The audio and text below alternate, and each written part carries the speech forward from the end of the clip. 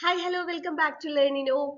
RRB JE CBT 2 എക്സാമിന് prepare ചെയ്യുന്നവർക്കായിട്ട് RRB JE ഇലക്ട്രോണിക്സിന്റെ ഒരു special PYQ series ആണ് നമ്മൾ ചെയ്യുന്നത്. അതിൽ ഫസ്റ്റ് സെറ്റ് നമ്മൾ ഓൾറെഡി അപ്ലോഡ് ചെയ്തു. ഇത് സെറ്റ് 2 ആണ്. അപ്പോൾ നമുക്ക് ക്വസ്റ്റ്യൻസ് എടുക്കാൻ നോക്കാം. Okay. A conductor is said to be perfect if it has dash electrical conductivity. ഒരു കണ്ടക്ടറിനെ നമ്മൾ പെർഫെക്റ്റ് ആണെന്ന് പറയണമെന്നുണ്ടെങ്കിൽ അതിന്റെ ഇലക്ട്രിക്കൽ കണ്ടക്ടിവിറ്റി എങ്ങനെയായിരിക്കണം എന്നാണ് ഓപ്ഷനിൽ തന്നിരിക്കുന്നത്. Option A 0, finite, infinite and unity. അപ്പൊ എന്താണ് കണ്ടക്ടറിന്റെ ഇലക്ട്രിക്കൽ കണ്ടക്ടിവിറ്റി? അപ്പോൾ ഒരു കണ്ടക്ടർ വളരെ പെർഫെക്റ്റ് ആവണമെന്നുണ്ടെങ്കിൽ അതിന്റെ ഇലക്ട്രിക്കൽ കണ്ടക്ടിവിറ്റിയും അത്രയും ഹൈ ആയിരിക്കണം എന്ന് നമുക്കറിയാം അല്ലെ. അപ്പൊ അതുകൊണ്ട് തന്നെ 0 എന്ന് പറയുന്ന ആ ഒരു ഓപ്ഷന് അവിടെ ഇമ്പോർട്ടൻസ് ഇല്ല. പിന്നെ അതില് ഫൈനൈറ്റ്, ഇൻഫൈനൈറ്റ് ആൻഡ് യൂണിറ്റി എന്ന് പറഞ്ഞിട്ടുണ്ട്. അപ്പൊ ഇവിടെ നമ്മൾ മനസ്സിലാക്കേണ്ട ഒരു കാര്യം എന്താന്ന് വെച്ച് കഴിഞ്ഞാല് ഒരു കണ്ടക്ടർ പെർഫെക്റ്റ് എന്ന് പറയണം എന്നുണ്ടെങ്കിൽ അതിന്റെ ഇലക്ട്രിക്കൽ കണ്ടക്ടിവിറ്റി ഇൻഫൈനൈറ്റ് ആവണം. അത് എന്തുകൊണ്ടാന്ന് വെച്ച് കഴിഞ്ഞാല് ഇലക്ട്രിക്കൽ റെസിസ്റ്റൻസ് 0 ആവുമ്പോഴാണ് ഒരു കണ്ടക്ടർ പെർഫെക്റ്റ് ആയിട്ട് കണ്ടക്ട് ചെയ്യണമെന്ന് നമുക്ക് പറയാൻ പറ്റുക അല്ലെ. അപ്പൊ റെസിസ്റ്റൻസ് 0 എന്ന് പറയുമ്പോൾ അതിന്റെ കണ്ടക്ടിവിറ്റി എന്ന് പറയുന്നത് എന്തായിരിക്കും?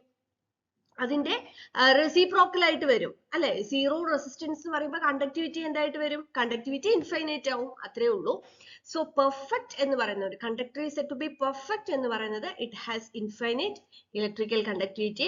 So correct answer is option C. Okay, അത് ചിലപ്പോൾ നമുക്ക് കൺഫ്യൂഷൻ വരും. ഫൈനൈറ്റ് എന്ന് എഴുതാം, ചിലപ്പോൾ വാല്യൂ ഹൈ ആയിരിക്കും നമുക്കറിയാം. പക്ഷെ ഓപ്ഷനിൽ നിന്ന് ചൂസ് ചെയ്യുമ്പോൾ നമ്മൾ അത് വളരെയധികം കണ്ണിങ് ആയിട്ട് ഓപ്ഷൻസ് നോക്കി തന്നെ ആൻസർ എഴുതണം. Okay. Okay, next question. Which logic gate is similar to the function of two parallel switches? രണ്ട് പാരലൽ ആയിട്ട് കണക്ട് ചെയ്തിട്ടുള്ള സ്വിച്ചിന്റെ ഫംഗ്ഷന് സിമിലർ ആയിട്ടുള്ള ലോജിക് ഗേറ്റ് ഏതാണെന്നാണ് ചോദിക്കുന്നത്. അപ്പൊ നമുക്ക് ലോജിക് ഗേറ്റ്സ് അതായത് ആൻഡ്, ഓർ, നോട്ട് ഇതിന്റെയൊക്കെ ഫംഗ്ഷൻ നന്നായിട്ട് അറിഞ്ഞിരിക്കണം. അപ്പൊ ഞാനിത് ഇവിടെ ഒരു ഫിഗർ കൊടുത്തിട്ടുണ്ട്. അപ്പൊ ഇതിൽ എന്താണ്, നമുക്ക് രണ്ട് സ്വിച്ച് ഉണ്ട്, അതായത് switch A and switch B. ഇതെങ്ങനെ ഇവിടെ കണക്ട് ചെയ്തിരിക്കുന്നത്? പാരലൽ ആയിട്ടാണ് കണക്ട് ചെയ്തിരിക്കുന്നത്. ദെൻ ഇതിന് അക്രോസ് നമ്മൾ ഒരു സോഴ്സ് കൊടുത്തിട്ടുണ്ട്, ഒരു ലാമ്പ് കൊടുത്തിട്ടുണ്ട്. അപ്പൊ ഇവിടെ നോക്കൂ, ഇതില് ഏതെങ്കിലും ഒരു സ്വിച്ച് ക്ലോസ് ആയി കഴിഞ്ഞാൽ നമുക്ക് ഇവിടെ ഒരു ക്ലോസ്ഡ് പാത്ത് കിട്ടുമോ എന്നാണ് നമ്മൾ നോക്കേണ്ടത്. ഇപ്പൊ എ എന്ന് പറഞ്ഞ സ്വിച്ച് ക്ലോസ്ഡ് ആയി എന്ന് വിചാരിക്കാം. അപ്പൊ എന്താണ്, ഇതിൽ കൂടെ നമുക്ക് കറണ്ട് ഫ്ലോ ഉണ്ടാവും, ലാമ്പ് കത്തും അല്ലെ. ഇനിയിപ്പോ ബി ആണ് ക്ലോസ് ആയിരിക്കുന്നത്, എ ക്ലോസ് അല്ലെങ്കിലും ബി മാത്രം ക്ലോസ് ആണെങ്കിൽ നമുക്ക് അവിടെ ഒരു പാത്ത് കിട്ടും. ഇനി എയും ബിയും ക്ലോസ് ആണെങ്കിലും നമുക്ക് അവിടെ പാത്ത് കിട്ടും. അതായത് എ മാത്രം ക്ലോസ് ആയാലും അല്ലെങ്കിൽ എ മാത്രം എയിൽ കൂടെ മാത്രം ഫ്ലോ വന്നാലും ബിയിൽ കൂടെ മാത്രം കറണ്ട് ഫ്ലോ വന്നാലും ഇനി എയും ബിയും ആ രണ്ട് സ്വിച്ചും ക്ലോസ്ഡ് സ്വിച്ച് ആണെന്നുണ്ടെങ്കിൽ നമുക്ക് എന്താണ്, ലാമ്പ് കത്തും. അപ്പൊ ഇതുപോലുള്ള ഫംഗ്ഷൻ ഏതിലാണ് വരുന്നത്? യെസ്, ഓർ ഗേറ്റിലാണ് അല്ലെ. കാരണം ഓർ ഗേറ്റിൽ ഔട്ട്പുട്ട് എങ്ങനെയാ, നമ്മൾ എയും ബിയും കൊടുക്കണു. അത് 0, 1 ആണെങ്കിൽ നമുക്ക് ഔട്ട്പുട്ട് 1 കിട്ടും. ഇനി 1, 0 ആണെങ്കിലും ഔട്ട്പുട്ട് 1 കിട്ടും. 1, 1 ആണെങ്കിലും ഔട്ട്പുട്ട് 1 കിട്ടും. അപ്പൊ ഇങ്ങനെയാണ് നമ്മൾ നോക്കേണ്ടത്. അപ്പൊ സ്വിച്ച് അനലോഗി നമുക്ക് പഠിച്ച് മനസ്സിലാക്കി വെക്കാവുന്ന കാര്യമേ ഉള്ളൂ. പാരലൽ ആയിട്ട് സ്വിച്ചസ് കണക്ട് ചെയ്യുന്ന സമയത്ത് അത് ഓർ ഗേറ്റിന് ഈക്വലന്റ് ആയിരിക്കും. അപ്പൊ നേരെ തിരിച്ച് സീരീസ് ആവുമ്പോഴോ, സീരീസ് ആവുമ്പോ എന്താ, സീരീസ് ആയിട്ട് സ്വിച്ച് കണക്ട് ചെയ്ത് കഴിഞ്ഞാൽ രണ്ട് സ്വിച്ചും ക്ലോസ്ഡ് ആണെങ്കിൽ മാത്രമേ നമുക്ക് എന്ത് കിട്ടുള്ളൂ, നമുക്ക് അവിടെ ആ ഒരു കണക്ഷൻ കംപ്ലീറ്റ് ആവുള്ളൂ, ലാമ്പ് കത്തുള്ളൂ. അപ്പൊ അത് ഏതിനോട് ഈക്വലന്റ് ആയിരിക്കും? അത് ആൻഡ് ഗേറ്റിന് ഈക്വലന്റ് ആയിരിക്കും. അപ്പൊ ഇവിടെ സ്വിച്ചസ് നമുക്ക് പാരലൽ ആയിട്ട് കണക്ട് ചെയ്യുമ്പോൾ ഓർ ഗേറ്റ് ആയിരിക്കും വരിക. Option B is correct answer. Next one, in case of amplifiers which coupling gives the highest gain? നമ്മൾ ആംപ്ലിഫയേഴ്സിൽ കപ്ലിംഗ് പഠിക്കുന്നുണ്ട് അല്ലെ. ഡയറക്റ്റ് കപ്ലിംഗും അതുപോലെ ട്രാൻസ്ഫോമർ കപ്ലിംഗ്, കപ്പാസിറ്റർ കപ്ലിംഗ്, അങ്ങനെ കപ്ലിംഗ് പഠിക്കുന്നുണ്ട്. അപ്പൊ അതായത് സ്റ്റേജസ് തമ്മിൽ ഒരു സ്റ്റേജിൽ നിന്നും ആ നെക്സ്റ്റ് സ്റ്റേജിലേക്കുള്ള കപ്ലിംഗ് ആണ്.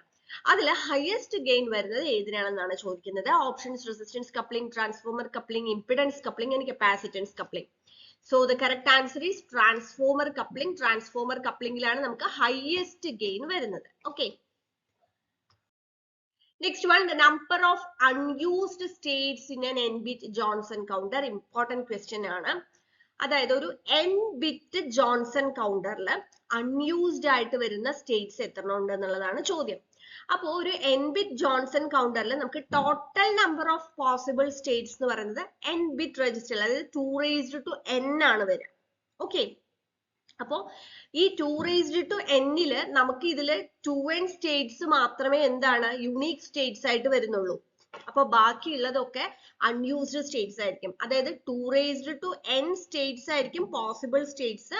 അതിൽ 2n സ്റ്റേറ്റ്സ് മാത്രമാണ് യുണീക്ക് ആയിട്ട് നമുക്ക് സ്റ്റേറ്റ്സ് വരുന്നത്. അപ്പൊ അൺയൂസ്ഡ് സ്റ്റേറ്റ് എന്തായിരിക്കും 2n മൈനസ് 2n ആയിരിക്കും വരിക. ഇപ്പൊ നമ്മൾ ഒരു 4-bit ജോൺസൺ കൗണ്ടർ എടുത്തു കഴിഞ്ഞാല് അതിൽ എത്ര ടോട്ടൽ നമ്പർ ഓഫ് സ്റ്റേറ്റ്സ് ഉണ്ടാവും 2⁴. അതായത് നമുക്ക് 16 സ്റ്റേറ്റ്സ് ഉണ്ടാവും. പക്ഷെ അതിൽ നമുക്ക് യുണീക്ക് ആയിട്ട് വരുന്ന സ്റ്റേറ്റ് എന്ന് പറയുന്നത് 2 into 4. ഓക്കെ, 4-bit ആയതുകൊണ്ട് 2 into 4 8 മാത്രമേ ഉണ്ടാവുള്ളൂ.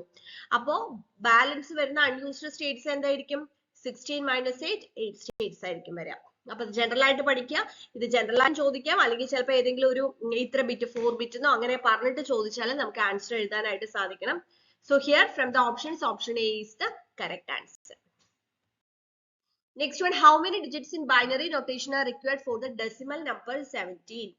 17 എന്നുള്ള ഒരു ഡെസിമൽ നമ്പർ ആണ് നമ്മൾ ബൈനറിയിലേക്ക് കൺവേർട്ട് ചെയ്യുന്ന സമയത്ത് എത്ര ഡിജിറ്റ്സ് വരുന്നതാണ് ചോദിക്കുന്നത്. അപ്പൊ ഇവിടെ ആ ഒരു കൺവേർഷൻ എഴുതിയിട്ടുണ്ട്. അതായത് ഡെസിമൽ നമ്പർ ആണ് 17. അതിന്റെ ബൈനറി അതായത് സീറോസും വൺസും യൂസ് ചെയ്തിട്ട് നമ്മൾ റെപ്രസെന്റ് ചെയ്യുമ്പോൾ 17 എങ്ങനെയാണ് റെപ്രസെന്റ് ചെയ്യുക. കൺവേർഷൻ നമ്മൾ പഠിച്ചിട്ടുണ്ട് അല്ലെ, നമ്പർ കൺവേർഷൻ നമ്മൾ പഠിച്ചിട്ടുണ്ട്. നമ്പർ കൺവേർഷൻ യൂസ് ചെയ്തിട്ട് അതിന്റെ കൺവേർഷൻ എഴുതാം.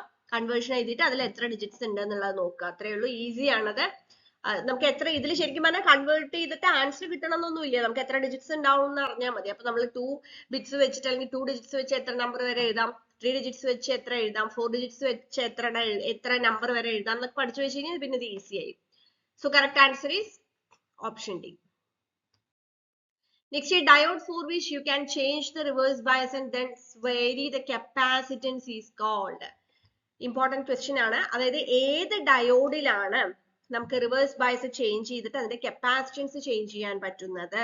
നമ്മൾ പഠിച്ചിട്ടുണ്ട് വരാക്ടർ ഡയോഡ് അല്ലെങ്കിൽ വാരിക്യാപ് ഡയോഡ് അല്ലെ. അതൊരു സ്പെഷ്യൽ ടൈപ്പ് ഓഫ് ഡയോഡ് ആണ്. And it is design to explain the change in the junction capacitance. Reverse bias നമുക്ക് റിവേഴ്സ് ബയസ് വോൾട്ടേജ് വേരി ചെയ്ത് കപ്പാസിറ്റൻസ് ചേഞ്ച് ചെയ്യാൻ പറ്റുന്ന ഒരു സ്പെഷ്യൽ ടൈപ്പ് ഓഫ് ഡയോഡ് ആണ് വരാക്ടർ ഡയോഡ് എന്ന് പറയുന്നത്. So from the options നമുക്ക് നോക്കാം switching diode, varactor diode, tunnel diode and Zener diode. So correct answer is varactor diode. Next one, the thickness of a 50 Hz transformer lamination.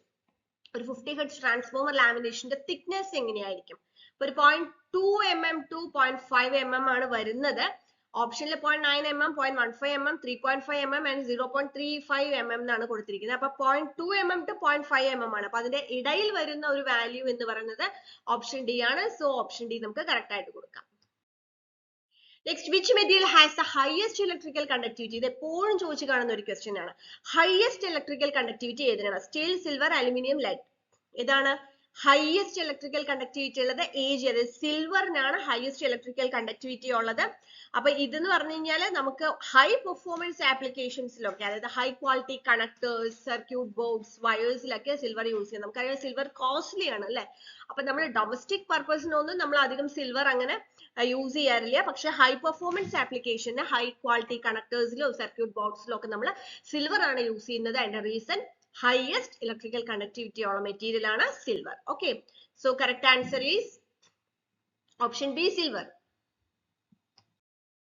Next one, dasher electronic switches that actuate when a small external voltage is applied across the terminal. Electromechanical relay, read relay, solid state relay and latching relays.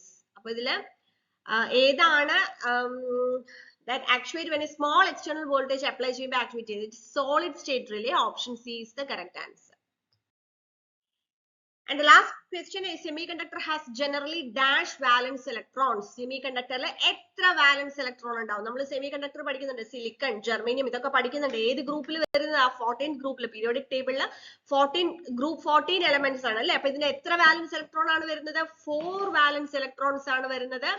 So option B is the correct answer.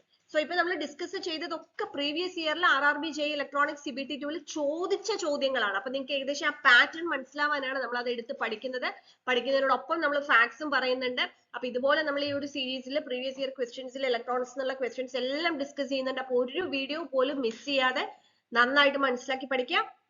Thank you.